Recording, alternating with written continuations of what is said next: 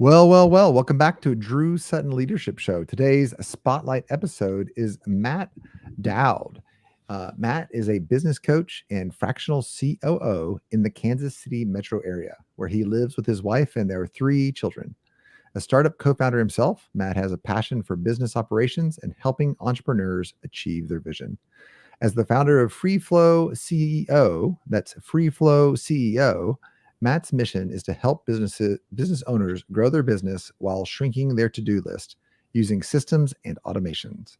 We'll often hear him say, let's get back to the stuff you love that drives your business forward, because businesses shouldn't be so much work. All right. Well, with that, welcome to the show, Matt. Hey, Drew. How's it going, man? Hey, man. Yeah. Matt and I are both Business Made Simple coaches. I think that's where we met in our onboarding class. I think so. And I really resonated, as we were in the group sessions and whatnot, I really resonated with Matt. I was super excited to have him on the show. He and I have chatted a couple of other times. What I love about Matt is that whereas I come at it from a leadership perspective and an operations perspective, Matt comes at it from a tools perspective, working the backbone of your business. We're going to get into that in the show here. But first, as with everyone, you must pass the gauntlet. Are you ready? Ready. Ready. All right. Coffee or tea? Coffee. Friends or The Office? Wow. Friends. Not sure if I Okay. like it, but Pancakes or waffles? waffles. Okay. Are you a texting person or a phone call person? More text these days. More text. What about the halfway between, the voice memo? Not so much. I'm also really not so much. Yeah. I think it's okay if I'm leaving you like a card where I'm just like, hey man, I want to connect with you. But Yeah. if it's like a response sort of a thing, yeah, I'm not so much. The Voxer people, there's that whole thing, right? Yeah. Okay. Spicy food or mild food? I want to say spicy, but the older I get, the less I can do it. I'm at a white potato. I go up to white potato. That's Okay. as spicy as I go. Yeah. Okay. Now we're going to get some controversial ones here. Is it acceptable to wear socks and sandals? No. Good for you. And the last Although one. I did in high school. Oh, you did in high school? Yeah. Oh, yeah. I was In the 90s. like a couple of years ago. I was 38. The reason I know that is because of what's about to happen. I had black socks on for some reason, and then I had to go outside. So I just threw on some sandals and I walked outside in shorts, black socks, and sandals. And I was like, oh, 38. That's the age when you start doing it. Yeah. 78, 38, whatever. Yeah. All right. And the last, most controversial of all the questions, pineapple, does it belong on pizza? Absolutely. Absolutely. I love pineapple, pepperoni and pineapple, spicy and sweet. Ooh, I've honestly not done that. That's kind of exciting. I mean, actually, if you really want to know, pepperoni, Italian sausage, and pineapple. That sounds pretty good. Unbeatable combo. That sounds good. Yeah. Cool. All right. So Matt, let's first just start off. What got you into coaching? Like, what did you do before coaching? You have a tech background. Tell me about what got you here. I have a sort of a tech background. I have a business operations background within a tech company as a co-founder. A good friend of mine and business partner. We shared clients. He was a mortgage guy back in Portland, Oregon, where I'm from. And I was in financial services, like financial planning, insurance, that type of stuff. So we did the stuff together. And then he came up with a product idea for his mortgage business that first was a solution for him, then turned into actually a product for the market, a tech platform for the mortgage industry. Yeah, he pulled me in on it to kind of help him develop it. And then I became an investor and a co-founder, and then eventually the COO. Like, I was kind of worked my way from the outside in because somebody needed to build the functioning parts of the business while he developed the product and built the market and got to market, that type of thing. Yeah, no, that's good. So just for some of the folks that don't know on the show, what in your mind, what would you define? What's the difference between a CEO and a COO, besides the fact that they're way cooler? Yeah, totally. COOs are like the nerds. The CEO could be called the visionary, the one who has the big idea, the one who's more public facing, the one who engages with the public, engages with partners, maybe does sales. And then in terms of the company, like paints the vision for where we're going, what the mission is, the purpose, that kind of stuff. Big picture, right? Right. Usually not as good with the detail oriented type of things or the implementation of the idea. And so the COO comes along a lot of times as a co-founder or, as somebody that gets hired to then put the flesh on it, right? So the integrator is a term that gets used. Mm. Or yeah, he or she is the person who comes in and says, this is what needs to happen to make it work in terms of people, processes, technology, systems, all those type of things. Yeah, no, that's a great description. That's a great description. I think that Michael Gerber wrote the E Myth, and he talks about the 7 different aspects of a business. Mm. Um, for him, it's a little bit different than what you and I talk about. We talk about the 6 parts of a business. Yeah. But yeah, there's a big difference between setting the vision and the strategy and implementing that strategy. And the both are really important. Both are really Oh, important. yeah. You can't have anything without the initial vision, right? Somebody has to have the idea and get it to market and see if anybody else cares about it, right? Yeah. But once it gets beyond just the founder and their ability to produce something and sell it, if it's going to scale at all, there has to be some kind of systems in place, right? Some organizational structure. Otherwise, it's just going to implode eventually. Yeah, no, totally. I think I'm reading Dan Martell right now, Buy Cool. Back Time. Yep. Dan, and Dan talks about you have to make a switch from GSD, which is get stuff done. Mhm. I actually have started calling that glorifying stress and distraction. Okay. I like that. Yeah. Right. And I Yeah. get it because I was in that spot. I think that you have to do that when you're in the early stages. You have to do everything, or you and your partner have to do everything. Yep. Yep. But you start getting up a little bit larger in size, and the harder stuff is that ethereal planning for the future. Like, so there's vision work, but then there's the strategy work to implement the thing. Yep. And then you have to build these things. There's a lot of hard thinking work, whereas No GSD doubt. is a lot of reactive work. Right. Just, yep. Yeah. Let me say, I love Dan Martell. In our software company, we were in SaaS Academy for a couple of years. And I actually met Dan personally at a couple of events and just talked with him. He's the real deal. He's a great coach. His systems are amazing. I'm a big fan. Ditto. I just bumped into him in the hall at the John Maxwell event I just went to. Mm. And he is what he appears to be. Yeah. And that's cool to hear you say that because you had more time with him. That's very cool. That's Yeah. very cool. He's a great guy. Yeah. We learned a ton. We're still learning from him, even though we're not in his program anymore. Like we just pay attention. The book is great.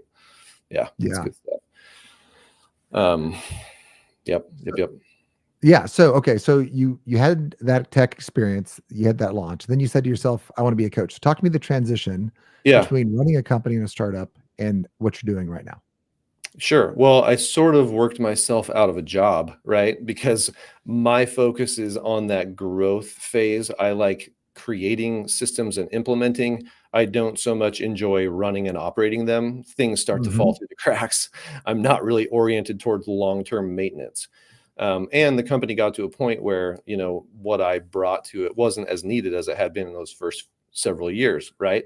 So the transition was, what am I going to do next? I really like what I've been doing. I've learned a ton from building this thing from scratch. I also am the son of a former small business owner. So I kind of grew up in the environment of like having the inside view of how a company runs. Yeah. And I've always just gravitated towards it. So I was like, let's look for somebody else. I think a lot of people need what I can offer. And I started picking up contracts as a fractional COO to go in and help a founder or a leadership team who was maybe struggling with implementation or overloaded with all of the things that happen when your company starts to succeed, right? And helping them clarify things, put systems in place, maybe rearrange the org chart a little bit, install some technology that they may have been lacking, or rearrange their tech stack a little bit. And I just thoroughly enjoy it. I love it. Yeah. Yeah. So before we get into what you do with tech stacks, because you often say to me that the tech stack is the backbone of the company or backbone of the business. What did you learn? If you had one lesson you learned from your dad as he ran a small business, What did I assumed it was your dad. For me, Oh, my dad had a small business, but you grew up in a small business. What was your big takeaway as a kid, looking at it from a kid's perspective? Man, that's interesting. It's so funny because when I knew him at home, and then when I eventually worked in that business for a while, I saw this whole different side of him. Oh yeah. People were kind of afraid of him. He was like a super nice guy, but just he was the boss. Um, I would say that there's a lot of takeaways. One would be to listen to both sides of the story and like gain understanding for Mm, what's going on before you make a decision or react. He was excellent at that. Whether it was something between a customer and an employee, or between two employees, or whatever, or between himself and anybody. Another one was that sales and marketing drive the bus, and he would always say cash is king. So mm, you have to be able to make money yes. first. It doesn't matter how good your operating system is if you can't make money, right? And so I was always kind of operationally minded, but I learned early on not to fight against the front of the house or against the sales and the vision, like what's going to drive this thing forward, but to look at operations as how do I support that and help it grow and expand. And it just took away, like in my business I ended up co-founding, for the most part, it took away a lot of that butting of heads or the conflict that can happen between the bean counters and the operational people and the growth and sales minded people. It's like, Yes. no, let's Yes. work together and make it support. Yeah, because ultimately we're providing value. I say this a lot to different people. We're selling value at a discount, right? So if my kids, well, one of my sons just spent his summer money on some Air Force One Reeboks, no, Sneakers. Nikes, maybe Yeah, sneakers. Nike. Yeah. Yeah. Yeah. Yeah. And Nike, like sneaker culture wasn't a part of my upbringing. Like it was like hoodies, but it was not sneakers. Anyway, for them, it's sneakers. That's cool. I understand prestige. I get it. But he Yeah. just spent all his money, right? So when I say selling discount value at a discount, let's say that that's a $150 sneaker. If I can sell it for 120, the customer buys it because there's the discount, right? And then I need to make an even better discount so that I can make a profit. Mm, So we're constantly creating value for other people that's higher than it takes us less effort than the value that we're giving to people. right. And so that's operations, but you have to know what it's worth. You have to actually be creating that value. Otherwise, Yeah. I love it. Yeah. Sales and marketing drive the business. I love it. For real. It can be hard to quantify the value of ops. I mean, that's been a challenge for me, even with my partner. It's like, we need to do this. He's like, why? I'm like, because we need to. Like, how do you put, a metric around it? Sometimes it's hard to do. I've worked on ways to do that, but that's definitely a challenge. Yeah. The other quick thing, real quick, with leadership, um, your dad is different at home than he was at work. Yeah. And you're like, he was a really nice guy. And Yeah. I think that in leadership, I remember my first big lead position. I invited a whole bunch of people out for a beer, and I was like, "Hey, I'll buy everybody a beer. Let's come on out." And I got kind of scolded. I was like, and I was Mhm. told, "Hey, maybe they don't like to go out. Maybe they don't want to go out for a beer." And I was like, "Well, they didn't have to." But when you're in charge, a Yeah. casual comment that you make is different than when you're a peer, right? For real. Um, and that takes a little bit of adjusting as a leader, but Yeah. that's part of the game. Well, that's a good point, actually. It can make that, the business owner can end up being kind of lonely and isolated.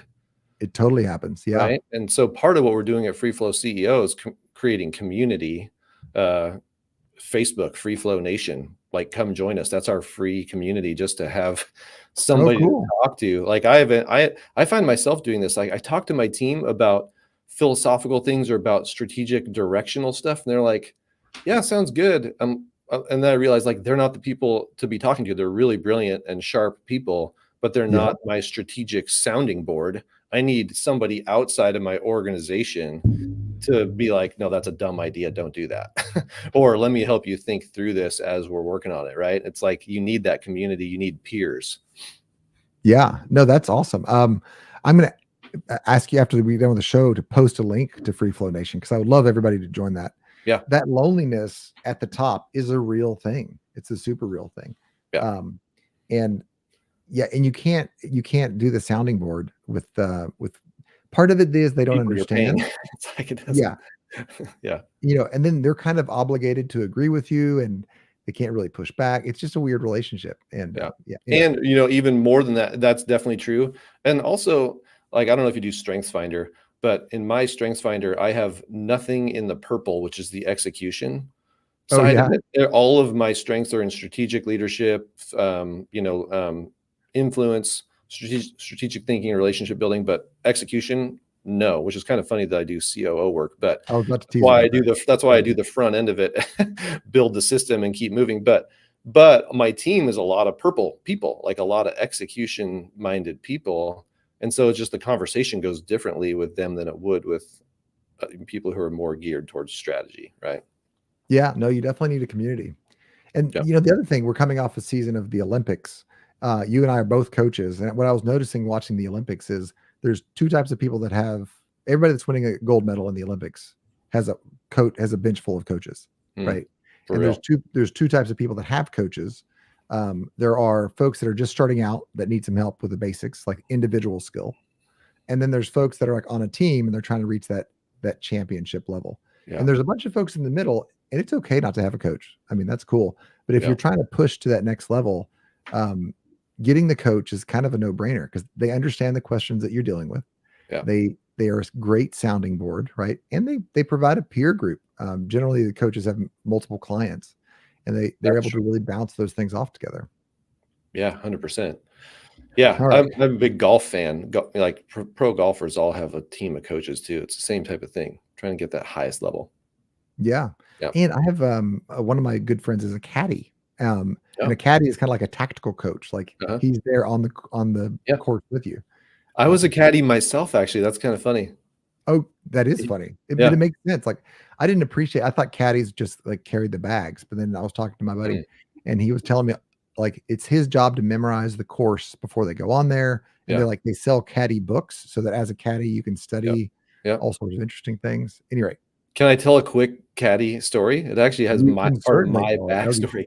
So, I grew up in Oregon and Yeah. I went to school, ended up back in my hometown and worked for my dad for a couple of years. But just wasn't in love with it. Like I didn't want to be there long term, just didn't want to be in my hometown, et cetera. Got an opportunity through a buddy to go become a caddy at Pebble Beach in California. If anybody's a golfer, it's like the Pebble Beach. Yeah. So I jumped at that and, it was really exciting. It was really fun, but it was kind of where I learned that I wanted to be a coach consultant. It was like, that's where I learned that I relished that role, was walking around the golf course with people. That's fantastic. What was your craziest tip as a caddy? Oh man, I think I got like I got a $500 tip one day plus the rest of a box of cigars that they had smoked, only a few of, and I had the whole rest of the box. Plus that day I actually got to play, which probably doesn't even happen anymore. This is 20 years ago, but I got to like work for them, get paid, got the cigars, got to play the round and caddy. It was kind of an epic day. That's an epic day. Yeah. What I like about that story, somebody said this with water bottles, but the idea is like you can caddy in Kentucky, like in the backwoods of Kentucky, or you can caddy on Pebble Beach. You're caddying in both scenarios, but it's the people that you surround yourself with that really determines the value of the day. Yeah. Okay. There's a lot better tip stories from Pebble. I mean, there's guys who made 15 grand, like I never quite hit that level. Goodness gracious. Yeah. Some big money. Okay. I want to highlight what you're doing. I want to highlight FreeFlow here. Let's talk about this real quick. Your tech stack is the backbone of your business. I mean, you say this to me all the time. I love it. I deeply appreciate it as a tech guy myself. Explain what this means. Yeah. Well, so there are all these processes that need to happen for your business to function. Like you need to keep track of people that you're talking to, right? Whether they're prospects or if they become leads or if they turn into customers, you need to know who they are and where they're at in your process. You need to be able to send and receive money. You need to be able to pay your own people. You need to be able, there's all these this is kind of not sexy stuff, right? Yet a lot of people that I encounter are still doing a lot of these things manually or just using a spreadsheet or etc. Right. And so it's not only is it unreliable, like ultimately you can, paperwork gets messed around, or spreadsheets they can get broken, or Yeah. not work that well. It's sucking a lot of time away from the things that you could be doing. And Yes. you 100%. probably don't really like doing it. If you're a business owner and a visionary founder, you're creative, you love doing, like if you're a baker, you love baking beautiful cakes and delivering them to people to enjoy, right? You probably don't Yeah. like sitting in the back doing payroll, that type of thing. Well, the world of software in particular has just exploded. And now there's like a software for every purpose, for every function. And that in itself is overwhelming. So it's like, how do I know Mm. which software platforms to use, which ones work well together, which ones don't, right? So we've gone through the process of kind of vetting out a lot of these different options and come up with a core operating tech stack for the internal function of a business that we just know how to build and put together and make work really well for a company. And then we can always modify it for particular needs or adjust based on what, if somebody has a proprietary CRM or something they need to use, we can, figure out integrating with it or just kind of work around it.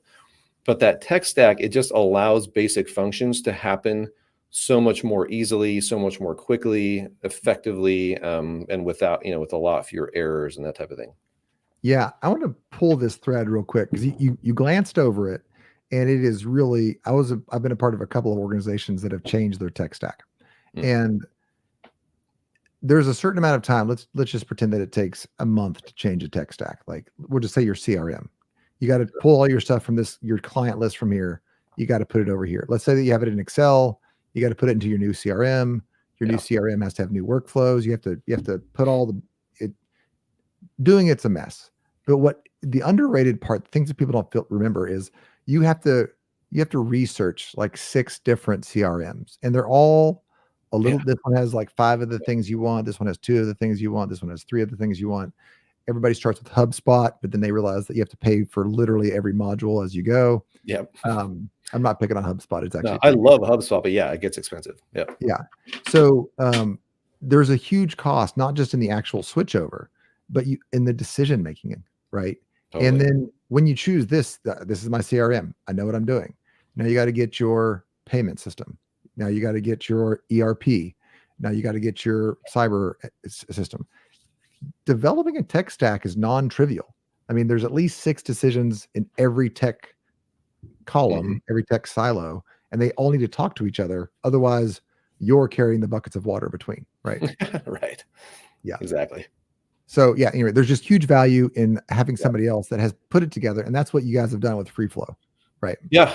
Yep. That's kind of our entry level service, right? Is to come in and say, let us evaluate the tech stack you're using or the areas of business ops that you may not even have something in place and you're doing it manually, which is way more common than you might think still these days.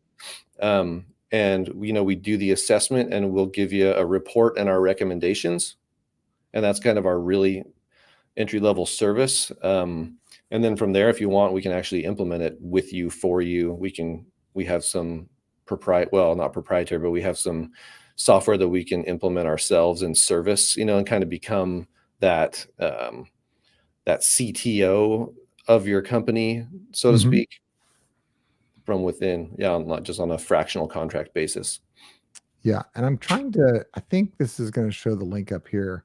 I'm posting in the comments here the tech stack assessment. So if you're like, well, I don't really know everything that we're talking about here, but I probably could use some help. This is a really simple assessment to jump into. Yeah. And if it's not, well, at the end of the show, we'll fix it. I was going to say, I think I sent you a hyperlink thing that may not translate, but I can put the actual link in there if that helps. Yeah, if you would, that'd be great. You bet. So the reason this is helpful is it helps you think through. If you're like a 2, 3, 4 person company, you're at that spot where it doesn't make sense for you to do everything, but you need some more mature tracking of things, right?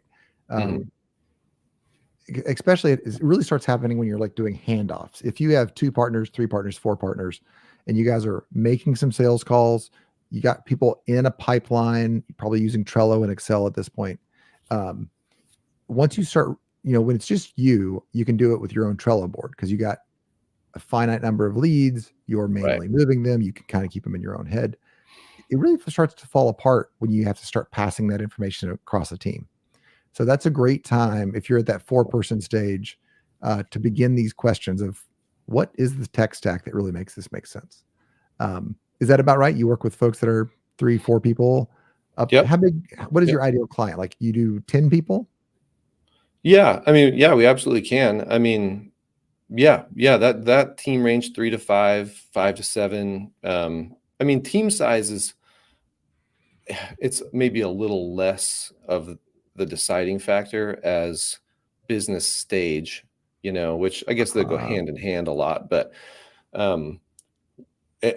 it's kind of like anytime you've bumped up against a little bit of a ceiling, or like Vern Harnish would call it the valley of death, right? Like you've grown through a certain phase and then now that creates new problems, right? That growth you just went through was good and great and you wanted it. And it's moved you forward, but then, right, it introduces a new set of challenges, new set of decisions to make. And so, like I said, I'm not a big long-term maintenance guy, right? I like to get in there and people have a problem to solve and get them from here to there. So I usually say I like to work with people who have at least gotten themselves from A to B in determining their product market fit, and who they serve and what they're really doing, and have revenue and that type of thing. But then they're like stuck getting from B to C, right? That first level of scale up. Or maybe they've gotten from B to C and now they're trying to get C to D and like expand even more, and build out the team, the org chart, more specific roles, implement some new systems and that type of thing. But it's when you're in that growth phase trying to push through a barrier, that's where we really want to come in. Yeah, no, that makes total sense. And I was with a team that had probably 6 people, and we were about at $1 million in revenue.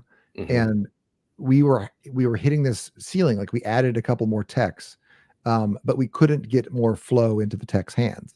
And it was a communication handoff. Like somebody had to do the ticketing, and then somebody had to track the ticketing. And when we added a new person, now we needed to spend more time managing tickets, like just managing them, not executing them. So yeah, there's definitely kind of inflection points in your business, and reevaluating your tech stack is the right thing to do. Well, cool. Tell me your favorite story about a client you worked with recently. So again, change the names to protect the guilty here. But tell me a story that kind of highlights what you all do and how big of an impact this sort of thing has. Sure. Yeah, let's see here. Who have we been working with that would make sense for this? So yeah, we're working with a company where even though it's been around a while and been successful, the founder is still the best salesperson for the product, for what they do. And yet and the team has grown, right? So there's, it's several people on the team. But he still gets kind of sucked back into operational things and minutia type of stuff. And it's like whenever that happens, it essentially, there's a cascading effect where it disorients everything else. Right.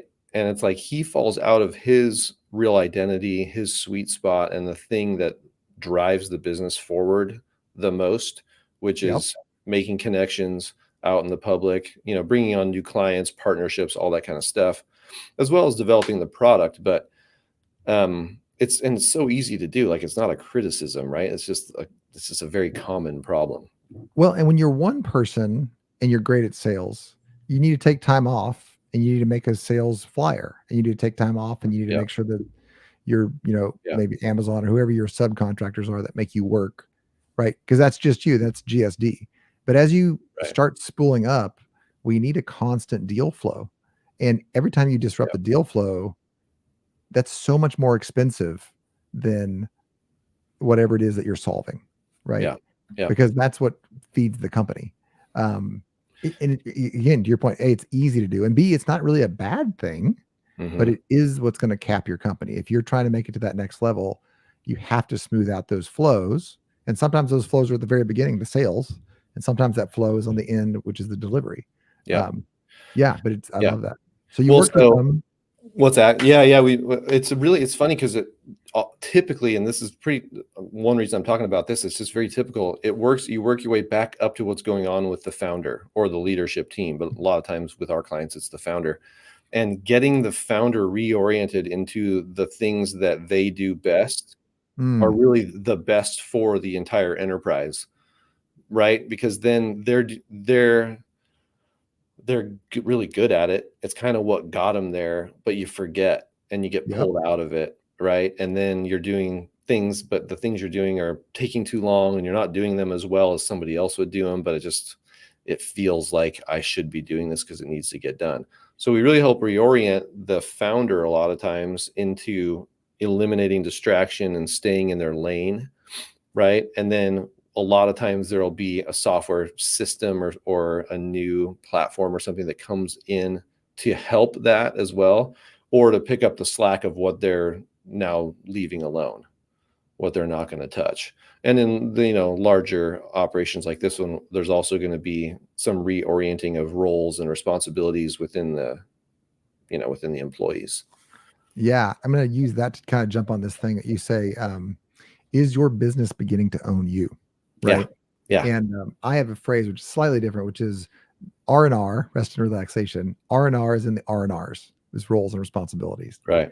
And yeah, if Yeah. your business is beginning to eat you, that's kind of what you're describing. Yeah. I'm going to leave this up here. You want to jump off of this anywhere? Tell Yeah, me what. sure. I mean, yeah, yeah. I love to say, do you own a business that's beginning to own you?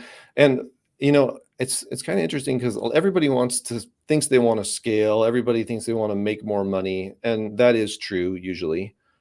But at certain levels, more isn't necessarily better. I think what some people, actually, a lot of our clients and people that I talk to, if you dig in, what they're really craving is actually to be able to wake up in the morning and be excited about the work they get to do today. Like, I'm not trying to escape the work. I just don't want to be doing all this stuff that feels like work that I really don't like to do. I'd rather go in and like bake my cakes, right? And deliver Yeah. it to the party. That's the stuff that I want to do. And I want somebody who's really good at spreadsheets to do the spreadsheets. I want somebody who's really good at tech to do the tech. So what we're offering and what we're trying to cultivate is a mindset and a culture and an actual deliverable of being able to specialize labor in a small enterprise, like in a small team or even with a solopreneur, like giving you the opportunity to spend at least 70, if not 80, 90% of your time doing the work you love that drives your business forward. That's right. So like, just imagine that being able to spend 80% of your time doing Yeah. what you love. And I'll just go ahead and say, I'll give everybody here a, a free pass. You don't have to feel guilty about that. Right.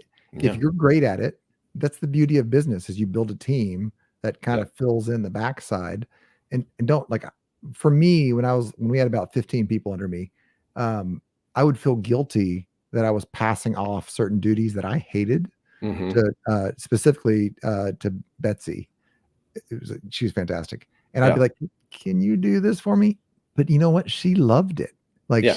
Right. she did all of our meeting minutes, she did Right. all of our scheduling, she did all of our like just this cleanup stuff that I hated, and Yep. she loved it. And I was Yep. like, I couldn't emotionally. It took me probably 6 months to emotionally accept that I was terrible at it and that she liked it. Yeah. It's like, I think that coin flips both ways, right? When you have something that you don't like, you're going to assume nobody else likes it as well. Yeah. And on the other side of the coin, I think, is the genius thing where you might be really good at something, but you don't realize that's unique to you, that you are a genius at this one thing. And you Yeah. think, why isn't anybody else, why aren't they able to do it? And that comes into like this whole founder's dilemma of when you have to start handing off things that you're good at. That's a whole nother conversation, maybe for another day, of how to Yeah. scale by stepping out of roles where you have strength. But yeah, it makes me think of another client that I'm working with right now who's just like, he's a creative. He does video and all this cool stuff with like YouTube and videography. And I'm like, how's your CRM, like, how are you tracking clients and prospects and stuff? He's like, it's terrible. I've tried to do it and it's like, gives me nightmares, you know? And so he probably feels like that's true for everybody, but I actually love that stuff. I love to get in and build a system that really works and, you know, creates an infrastructure for him and frees him up to go do the stuff he wants to do. Yeah, man. Yeah. Yeah. Okay. So you help folks. I'm trying to checking the time here. We've already talked about this one. Your kind of thing is business shouldn't be that much work. So you can legitimately reduce the amount of tasks that happen in a business. Yeah, right. We want to grow your business and shrink your to-do list. And that comes with helping, you know, the client that we're working with get focused on the things that are highest value for them, that also tend to be the things they like to do and want to do. It's just all that usually goes together, right? What you're good at, what's productive for your company, and what you enjoy. So we figure that out, and then we take what's left and build systems, implement software, or delegate, or sometimes eliminate things that just, you know, they don't need to be done at all, right? But we figure out what to do with the rest of the stuff, which shrinks the to-do list for the founder, for the leadership team.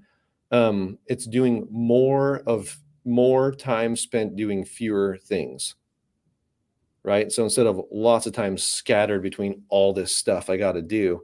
And so you might not work less in terms of hours, but you're going to feel like you're working less, because it's back to the old adage that if you do what you love, you'll never work a day in your life type of thing. Yeah. No, I totally get that. That's exciting. And also legitimately, when you get the right tech stack that talks to themselves, it flows properly, right? Like, Yeah. And so there's less hand holding of, oh, I did this work. Now I got to pass it over to Jerry. Now Jim's going to work on it. Now Sarah's going to work on it. It just goes, it goes through the cycle. When you're a CEO and you start getting notifications that something has happened that's good in your business and you didn't touch it at all, yes, like, that is a beautiful day, right? Yes. Yes. No, I used to have this rule that if I didn't feel worthless twice a day, then I wasn't delegating properly. Right.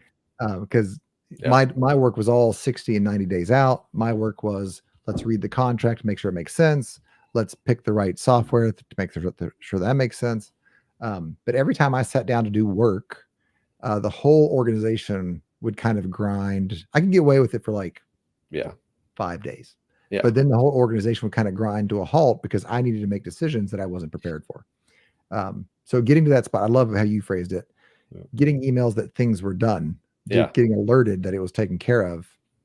Such a beautiful moment. Man, okay. Once you're working with a team and they're used to this mindset and this whole approach, they don't want you to do the stuff. Like, stay out of my invoicing system, or, you know, stay out of my fulfillment software. Just like, stay out of there. You don't even know what you're doing anymore, you know? And you're like, oh, I guess I'll go. What should I do? Go play around at golf, or go meet a new prospect, you know, do something productive. Yeah. And that's success, right? Like that life does exist out there. I think Robert Kiyosaki calls it the cash flow quadrant. Like, you're employed, you're self-employed, which is just get stuff done. Owning a job. Finally, you make it to business owner, which is different than business worker, and then eventually an investor. But we're talking about business owner, and it's a great life. I think, what did you say? We're talking about it right now. You can grow the business. You can legitimately grow the business to double the size without increasing your to-do list. Right. Yep. That's very cool. Exactly. Okay, well, we're about out of time. I mean, the time's gone pretty quickly here, but we're about out of time. FreeFlow CEO.ai, FreeFlow CEO.ai for those that are listening. Is it Matt at FreeFlow CEO.ai? Yep, exactly. Okay. And then we're going to get you for the listeners on here, if you check the comments, or if you go to FreeFlow CEO, I'm sure you can find your way to it. There's an assessment, a free assessment. And I know that Matt also does business assessment. So if you want to just take a look at your tech stack, he can help you assess that. If you want to take a more overarching look at your business, check out the 6 sections of the business and see how you're doing compared to where you could be. Matt is a great resource in that. But that's enough words for me. I'm going to play a little closeout music here for you. Matt, why don't you just, this is your time to talk about what you love. And I just want to hear your closing thoughts here. Cool. Well, if you're you're looking for, anything like that, and you're feeling stuck, frustrated, overwhelmed, you can't push past a problem in your business, I'd love to just have a conversation, right? Like at the very least, let's just talk through it. And then whether there's some way that we can help you or not, that's like, we'll figure that out. But I would encourage you, don't feel like you have to be in it alone, right? Join our community, get on my schedule. Let's just have a conversation. There's people out there that can help you solve your problem and, who want to do it. So don't stay stuck. Awesome. I love it. This is Matt Doud and FreeFlow CEO. Now, I mean, he's done it. He built a company. He grew up in small businesses. He's here to help you master your tech stack so that you aren't stuck and you can grow to that next level. And with that, we are out.